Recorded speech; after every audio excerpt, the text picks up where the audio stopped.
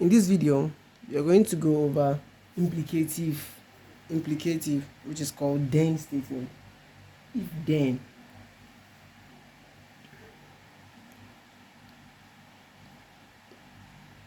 Implicative,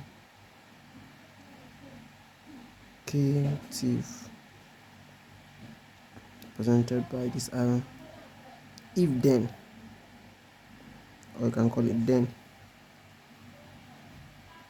So before I defined what it means, what implicative means, let's note something.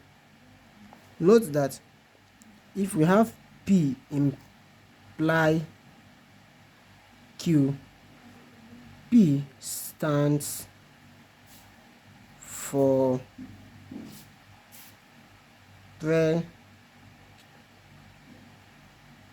precedence and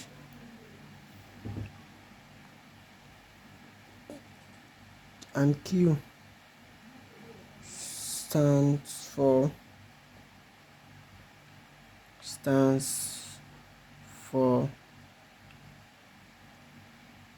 antecedents. That is where this arrow is facing. Suppose Q is here and P is here, and this arrow is facing P. The P is what is going to be our antecedents, not precedents. So now let's take definition. Let P and Q definition. Let P and Q be any statement. Let P and Q be any statement. Then P imply Q denoted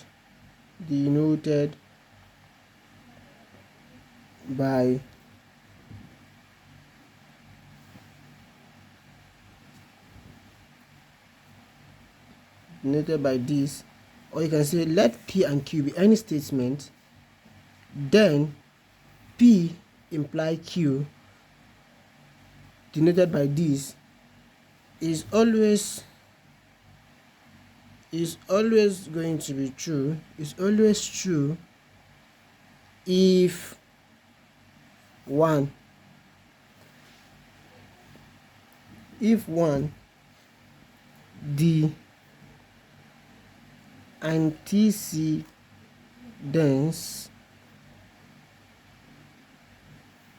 is always going to be true if the antecedents is always true, then the statement is true. 2. If both the precedence and the antecedents is false. If both the precedence and the antecedent is false, the statement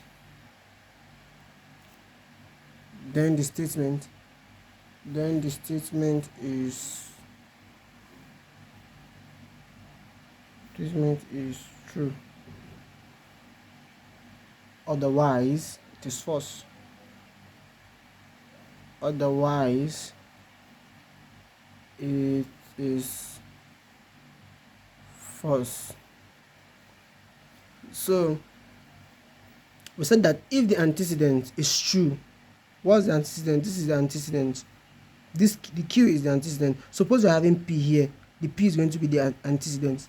Then if the antecedent is true, the statement is what? True. If both the precedents and the antecedents are false, then the statement is what? Statement is true, otherwise it is false. Let's take example. Example.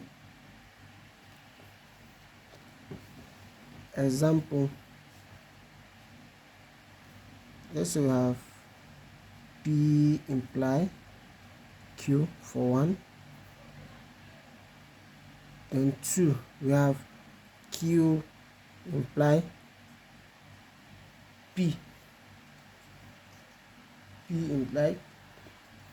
imply P. Then let's draw our truth table.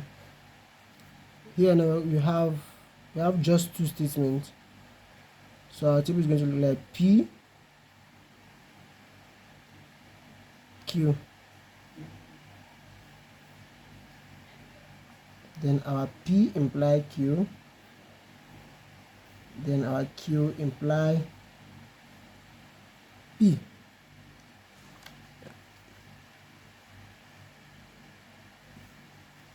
So now, since we have just two statements, we are going to have true, false, false. Then here we're going to have true, false, true, false. Why? Because we said that we are having two statements here, so we're raising this 2 to the power of 2, which is equal to 4. By the time we divide this 4 by 2, we're going to have what?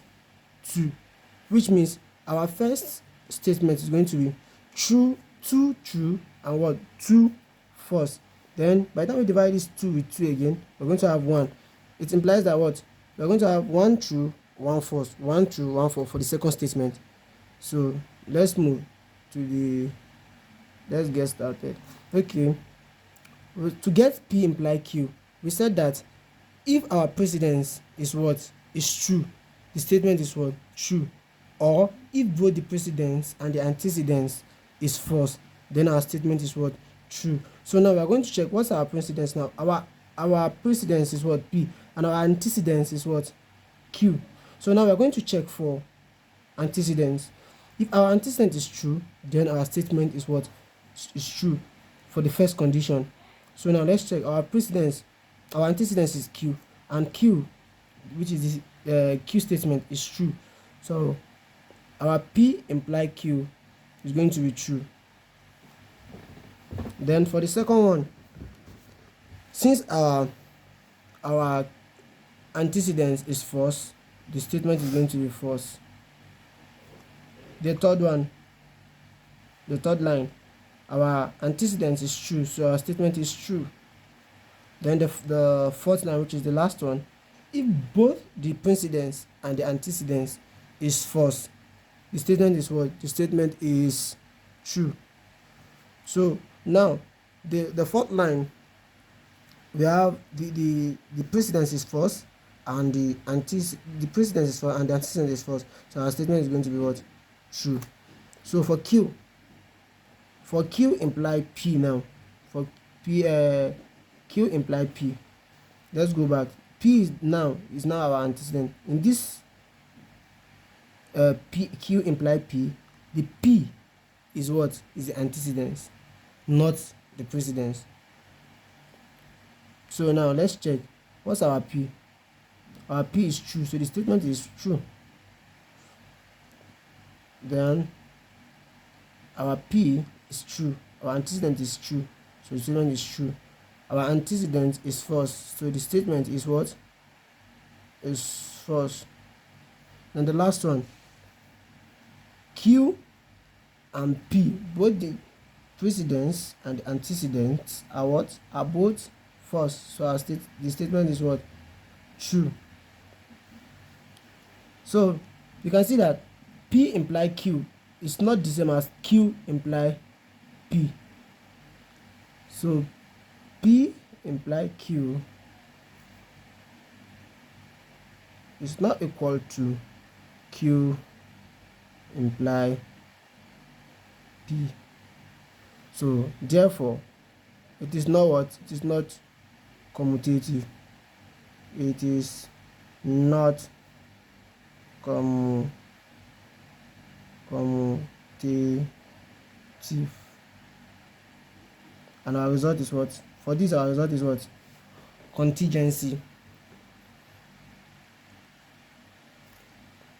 Let's take one last note. And let's take one last note. Note that for P imply Q, 1 Q imply P is called the what? The converse. The converse is called the converse. It's called the converse. Q. Q imply P is called the converse of what? Of P imply Q. And negation of P imply negation of Q is called the